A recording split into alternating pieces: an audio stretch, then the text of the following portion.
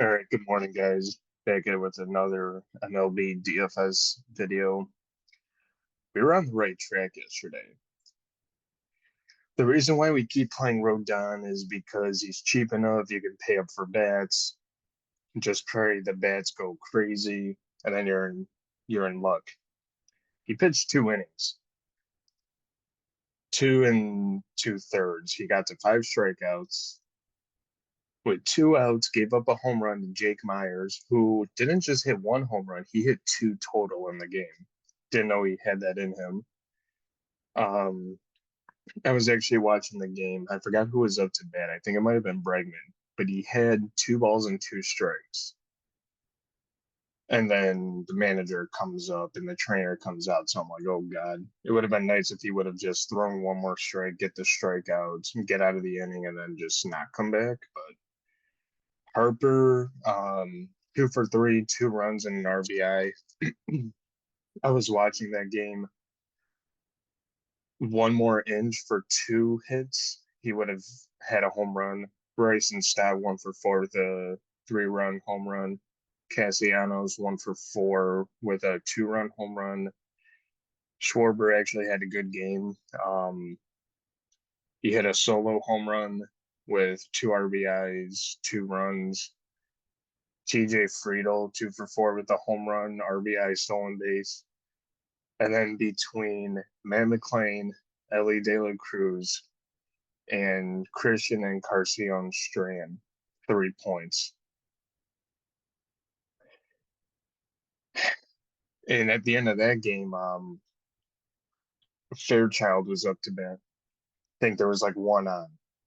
If he would have just gotten walked, gotten a base hit, we would have had a chance for Ellie.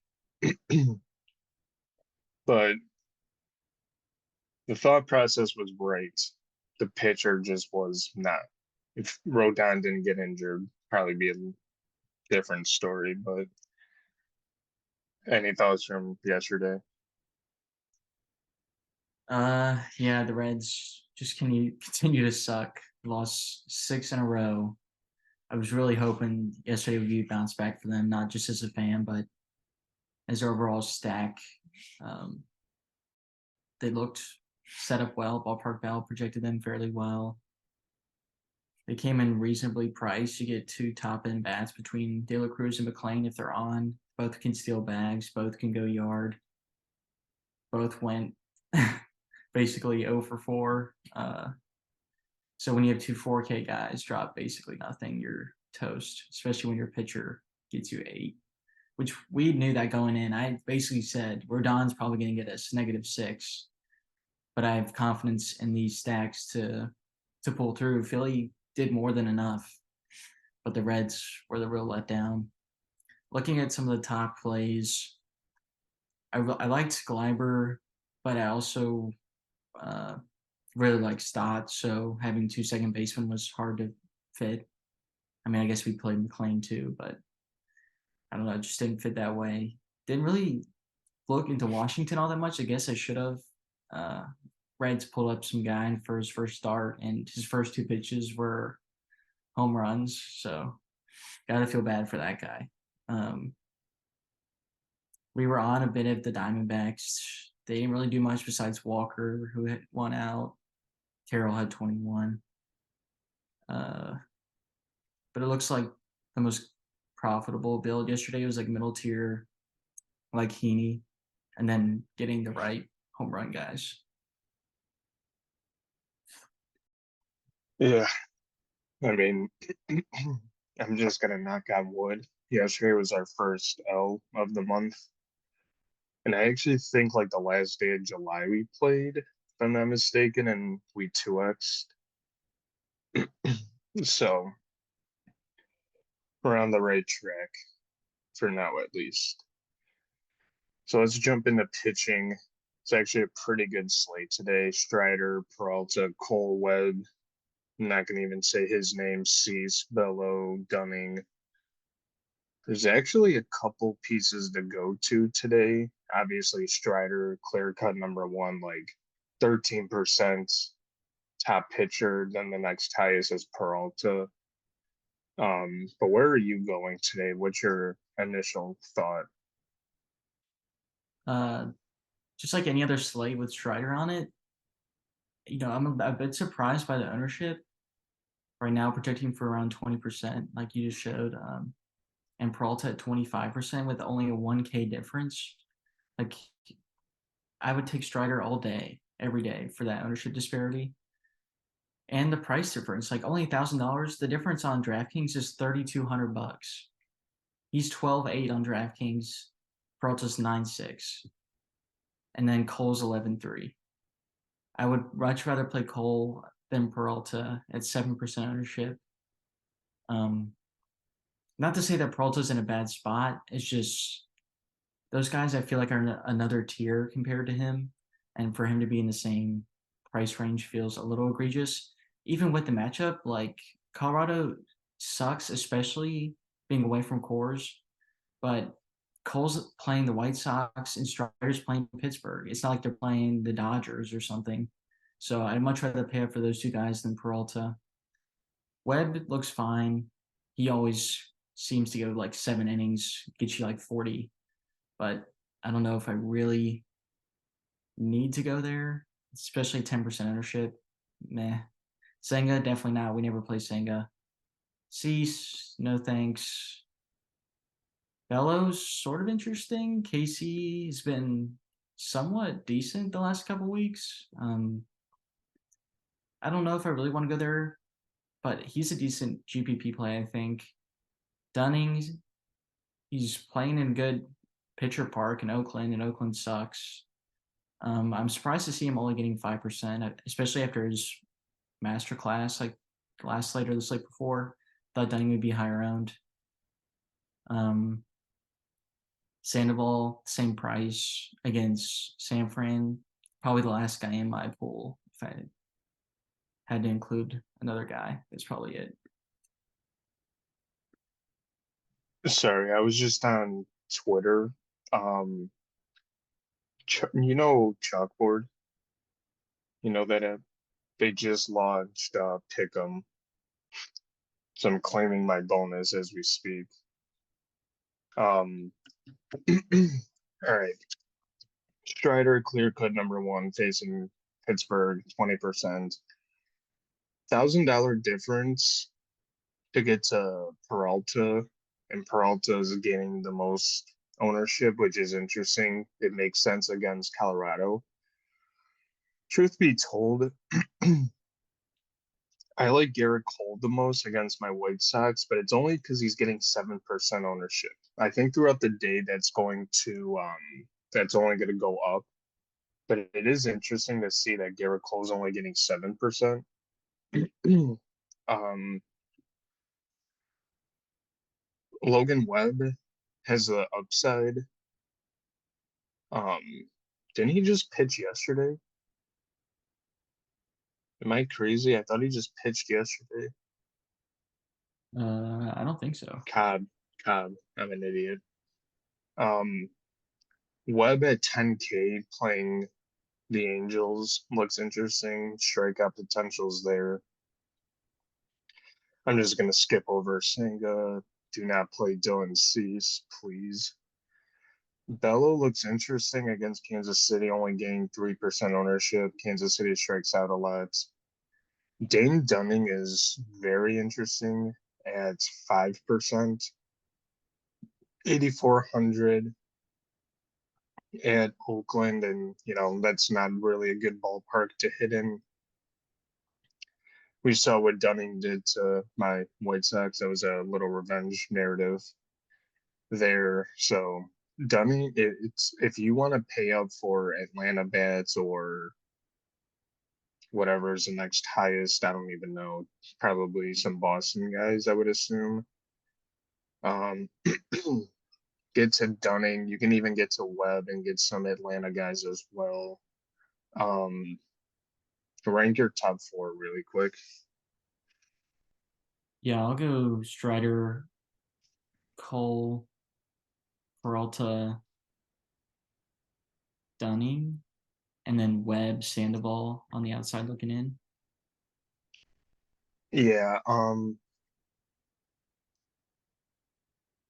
yeah, same here.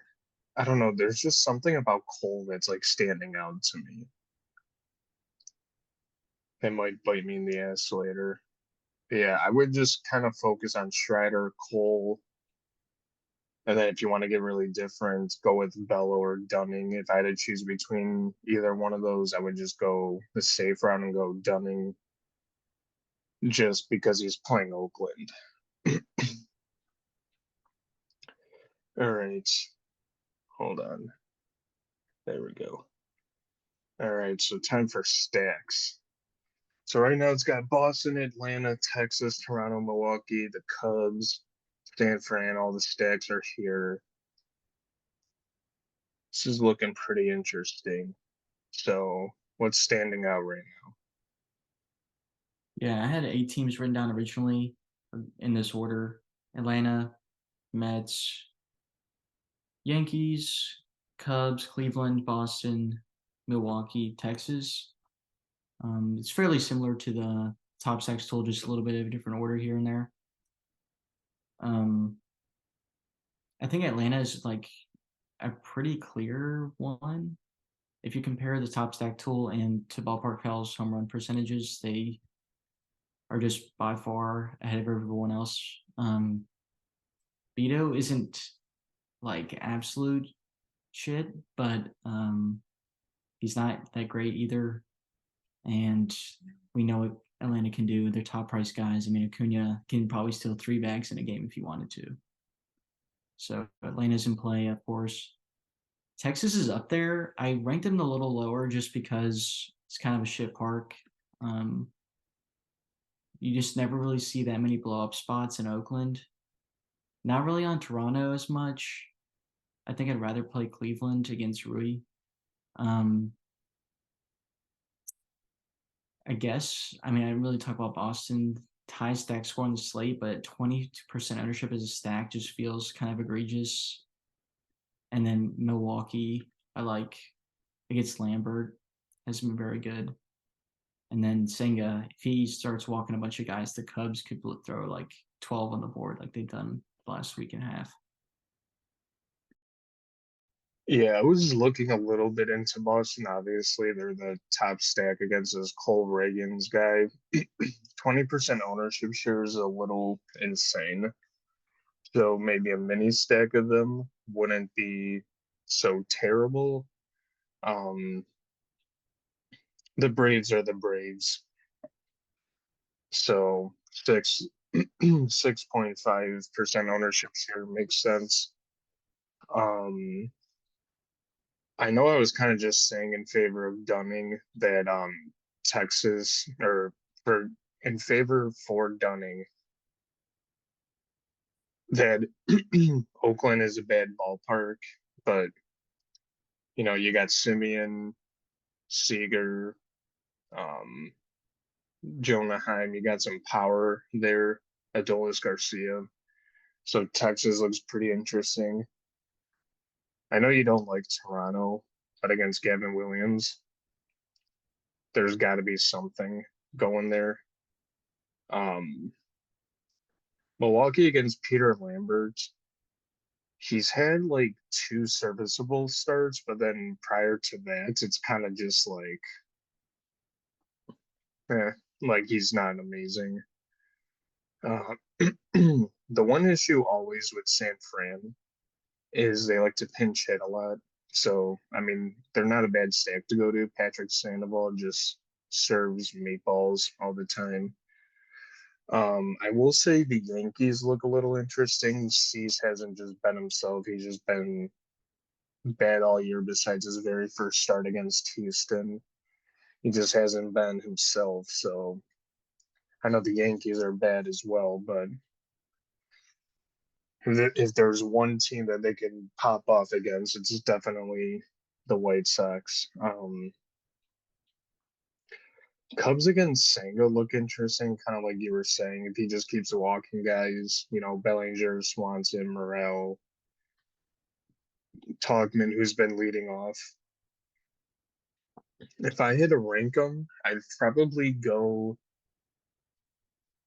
Atlanta, Texas, Boston, Milwaukee, Toronto, and then um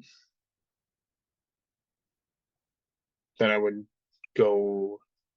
To be honest, I kind of totally forgot because I'm like mixing up this order. So I would go Atlanta, Texas, Boston, Milwaukee, Toronto, and then not too far behind, I would just go Chicago, Yankees, San Fran. Oh, Drew Smiley's on the mound. Maybe I like the Mets a little bit. What's your ownership share? 6%. Not too shabby. The Mets are interesting, but they're also the Mets. So rank your stacks for me again. Yeah, I got Atlanta, Yanks, Mets, Cubs, Cleveland, Boston, Milwaukee, and then Texas eighth. Texas eighth. Okay. All right. Let's run the lineup generator. See if Yep. we're smart or not. They lost Young, so it's just like Oh, that's right. I did see that. You want to lock in anyone? uh, I was fiddling with Sandoval, but you can just skip for now. Imagine 7% of people want Senga tonight. Couldn't be me.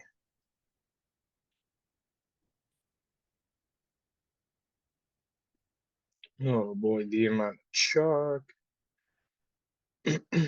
Let's just look at stacks. Oh my god. Yeah, I get that. 100%, bro. Ref Snyder 2-6, Turner 3-3, Duval 2-9, 3-4, 3-1. The prices are kind of decent. A little bit of Milwaukee, seeing Duran and Simeon.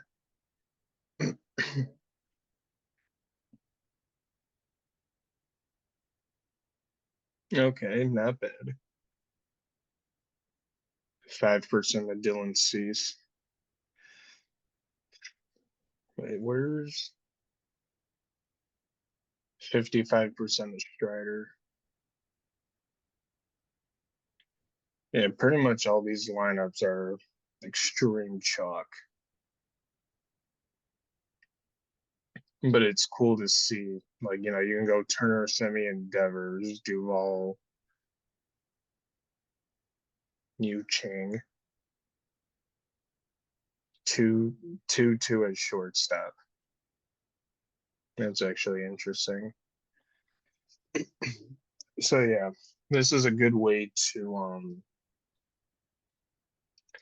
this is a good way to kind of look into the lineups that you can create, stack exposure, player exposure, kind of see what it's liking and then start hand building, or you can just export it to a CSV. So definitely a good tool to use. Um, all right, hit me with your home runs. Let me find him real quick. I wrote him down somewhere. You go ahead. I'm gonna go with Castellanos again. I'm gonna go Lane Thomas and Corey Seager. Oh, I found him. All right, I got Lindor, Robert for like the fifth time this week, but he just keeps pulling through for me. And then I'll go Stan against Cease. So Castellanos hit a home run yesterday. Did you see what people were comparing that to? Like a tragedy? Did you see No. that at all? Um, the U.S. women's soccer team losing. I thought that Yeah, was pretty funny. they sold. They had the lead in pens twice. They just needed to hit one in, and they hit the post a couple times. Well, get them next time, I guess. Whatever. That should just about do it though, unless you got anything to add, anything we missed. Nope. Just make sure to check out our lineup about 15 minutes before lock. Maybe we'll get out there earlier. Make sure to check out Osmo's data in our description. Actually, I mean, stochastic, same thing. Just lifelong stochastic people, so we usually call it Osmo. And make sure to like and subscribe if you haven't already.